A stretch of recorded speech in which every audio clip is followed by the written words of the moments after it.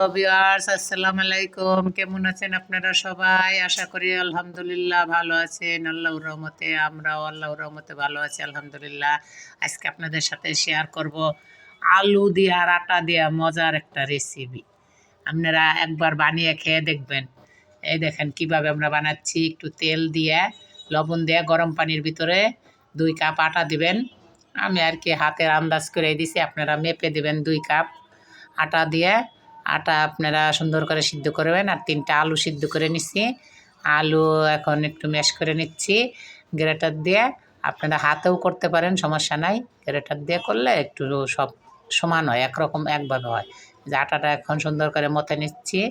এখন এই আটাটা 2 ভাগ করে নিব, একটু হোক।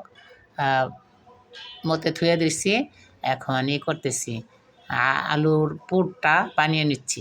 তেল দিছি কড়াইতে, জিরা মরি দিয়ে একটু হালকা ভেজে নিচ্ছি। এখন দেব একটু রসুন কুচি দিয়ে রসুনটা একটু লাল লাল হবে। তারপরে দিব হচ্ছে গিয়ে কাঁচামরিচ কুচি। তারপরে কাঁচামরিচ দিয়ে একটু হালকা ব্রাউন কালার আসার আগেই এখন এটার ভিতরে দেব পেঁয়াজ কুচি। একটু পেঁয়াজ কুচির একটু বেশিই দিব। আপনারা চাইলে এর সাথে চিকেন দিতে পারেন, অন্য অন্য সবজি দিতে পারেন, ভেজিটেবল দিতে পারেন, অনেক কিছু দেওয়া যায়, অ্যাড করা যায়, কলিজা, যা আপনাদের খুশি, সেটা আপনাদের রুচি। তো আমি আজকে কিছুই দিব না, শুধু আলুর একটা পুর বানাচ্ছি এগুলা দিয়ে। কিন্তু পুরটা অনেক মজা। একটু পেঁয়াজ কলি দিয়ে দিছি। এখন ম্যাশ করে রাখা আলুটা একটু হালকা জিরার ফাঁকি, ধনিয়ার গুঁড়া দিয়ে এখন এর ভিতরে আলুটা ঢাইলা দিচ্ছি। এই যে ঢেলে দিলাম। এখন সুন্দর করে মিশিয়ে নিব। এই যে সুন্দর করে দেখছেন কি সুন্দর করে মিশিয়ে নিচ্ছি। অনেকটা গ্রান আসতেছে, ফ্লেভারটা অনেক সুন্দর আসতেছে। একটু মরিচের গুঁড়া দিয়ে দিলাম শুধু কালারটা আসার জন্যে, যাতে ঝাল না তো। আর যারা ঝাল খান দিতে পারেন। আমরা একটু ঝালটা বাচ্চারা খাইবে, একটু কমে দিছি। একটু ধনেপাতা দিয়ে সুন্দর করে মিক্সড করে নিছি। এই যে মিক্স করে নিলে একবার মিশে গেছে।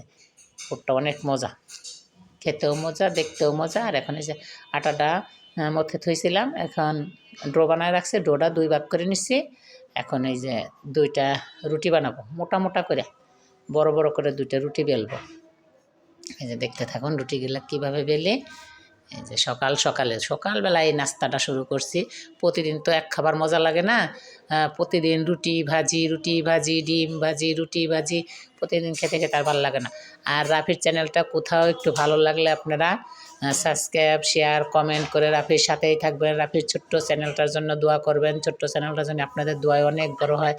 আর রাফির আর একটা চ্যানেল আছে, আপনারা লিঙ্ক দেওয়া থাকবে, আপনারা একটু দেখে আসবেন, ঘুরে আসবেন। আর তোবার জন্য দোয়া করবেন। এই যে দেখেন কিভাবে বড় মোটা মোটা করে রুটি বেলে নিয়ে একটু অনেকে অনেক কিছু দিয়ে কেটে নিতে পারেন। আমি দিয়ে কাটছি, বিস্কিটের ডিব্বার মুখা আছে, মুখ দিয়ে কেটে নিছি। বয়ামের মুখা দিয়ে আপনারা কেটে নিতে পারেন। একটু বড় বড় সাইজ করে কাটছি। এর ভিতরে পুরটা ভরে দিয়ে এখন সবগুলা বানিয়ে নিব। সবগুলো একসাথে বানিয়ে নিলে তখন আর কোনো সমস্যা না। ভাজতে গেলে সুন্দর খালি একটা করে ভাজবো, 2টা করে 3টা করে যা দেওয়া যায় ভেজে ভেজে সুন্দর খেতে পারবেন। একবার মুসমুসে হবে, খেতে অনেক মজা। সবাই খাবে, ছোট বড় সবাই খাবে। তার বাইরের খাবার আর কিনে এনে খেতে হবে না। আর এখন দেখবেন অল্প হাফ কাপ ময়দা, এই আটা নিচ্ছি। একটু এর মধ্যে আমার তো চিনি ফ্লেক্স না, আপনারা চিনি ফ্লেক্স দিতে পারেন। আমি একটু ভাজামরিচি গুঁড়া করে দিছি, একটু ধনেপাতা দিছি, একটু লবণ দিছি। এখন এই যে এটা করে গুলে একটু পাতলা করে গুলে নিতে হবে। একটু কালি জিরা দিচ্ছি।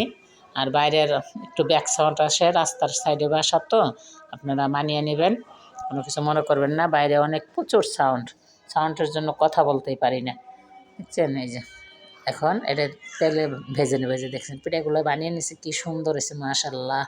এই যে এখন ডোটা একটু পাতলা করে গুলিয়ে নিচ্ছি। এর ভিতরে একটা করে চুপ দিব, চুবায়া আর তেলের ভিতরে ছেড়ে দেব।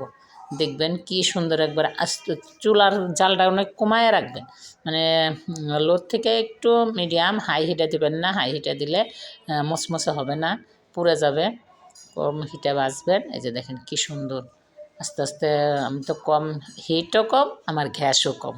আমাদের ঢাকা শহরে গ্যাস কম, এই জন্য এই যে দেখেন কি সুন্দর লাল লাল করে ভেজে নিচ্ছি। একবারে মুসমুসে, খেতে সস দিয়ে খেতে পারেন, এমনি সুদাও খেতে পারেন, সুদা সুদি খাইতেও অনেক ভালো লাগে। এই যে দেখেন কি সুন্দর হয়েছে কালার, কিচ্ছু দেয় না এর ভিতরে।